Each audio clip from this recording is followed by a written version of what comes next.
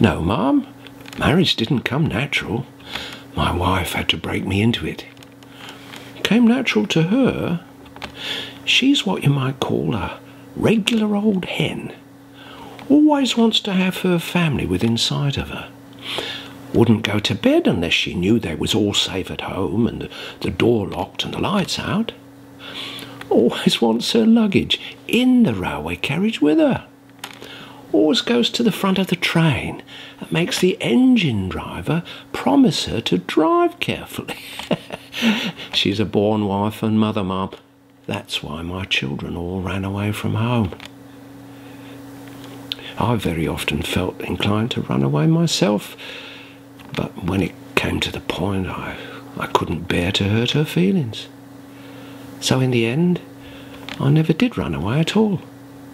I dare say it was good for me to be took such good care of, but it cut me off from all my old friends. Something dreadful, Mum. Especially the women, Mum. She never gave them a chance. She never understood that married people should take holidays away from one another if they're to keep it all fresh. I used to catch myself envying my brother George. Now, he married a very fine figure of a woman, Mum, but she was that changeable. She didn't seem to have any control over herself when she fell in love. She'd mope for a couple of days, crying about nothing, and then she'd up and say, no matter who was there to hear her, I must go to him, George, I must go to him. And away she'd go, away from her home and her husband. Well, she done it 5 times to my own knowledge. And then George gave up telling us about it, because he got so used to it. Well, what could he do, Mum? 3 times out of 4, the men would bring her back the same evening and no harm done. Other times, they'd run away from her.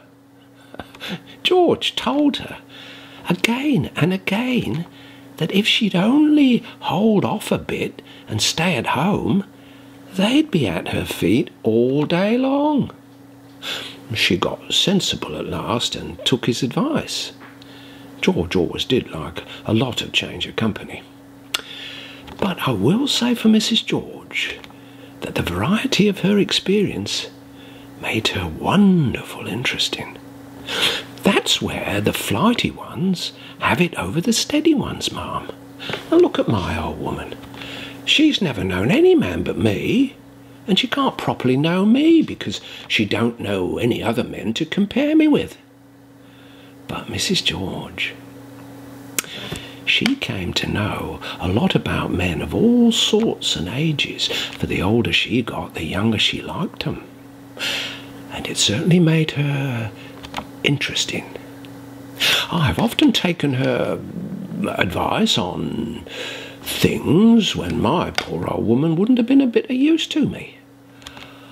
All you have to do with Mrs. George is mesmerise her a bit, and off she goes into a trance, and then she says the most wonderful things. No, not about herself. It's as if the whole human race was giving you a bit of its mind. Oh, wonderful, Mum, I assure you. You couldn't think of a game that Mrs. George isn't up to.